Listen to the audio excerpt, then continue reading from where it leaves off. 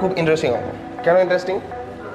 তুমি এটা দুইভাবে করতে পারবা। একটা হলো তোমাদের যেভাবে শিখাই দিছি ওইভাবে করতে পারবা, অন্যভাবেও করতে পারবা এটা। তাহলে আমি যেভাবে শিখাই দিছি সেভাবে একটু করে দেখি তো কী হয়। আচ্ছা, এক্স সমান এ, এটার জন্য ঢাল কত? এক্স সমান এ মানে কোন অক্ষের সমান্তরাল? ওয়াই অক্ষের সমান্তরাল। তাহলে ওয়াই অক্ষের সমান্তরাল কোনো রেখার ঢাল কত? কি? 1 1। এক্স অক্ষের সমান্তরাল যে রেখা তার ঢাল হলো 0। তো ঢাল আস্তে আস্তে বাড়তে বাড়তে বাড়তে বাড়তে কি হয়ে যাবে? 1/0 হয়ে যাবে না? কারণ 1090 ধরো, সমস্যা তো নাই। 1090 ধরো, 1090 মান কি 1? 1090 মান হলো অসংজ্ঞায়িত। তাহলে এই মানেটা আমি ধরে নিলাম 1/0। অসংজ্ঞায়িত তো 1/0। এই যে এই রেখা যেটা আছে এর ঢাল কত? m2 ধরে নিলাম। এটা কত? m2 এর ঢাল -x এর সহগ ডিভাইড বাই y এর সহগ। তাহলে -√3 ডিভাইড বাই -1 মানে কত? শুধু √3 না?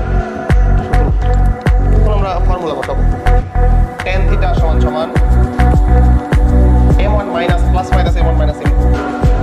m1 এর মান কত? 1/0 মাইনাস m2 এর মান কত? √3 divided by 1 plus m1 m2 1 plus 1/0 into কত? √3। tan θ সমান দেখো কি আসে। এখানে উপরে নিচে লসাগু করবা, প্লাস মাইনাস। দেখো 1/0 মাইনাস √3 কত হলো? নিচে কি থাকবে? 0 থাকবে না?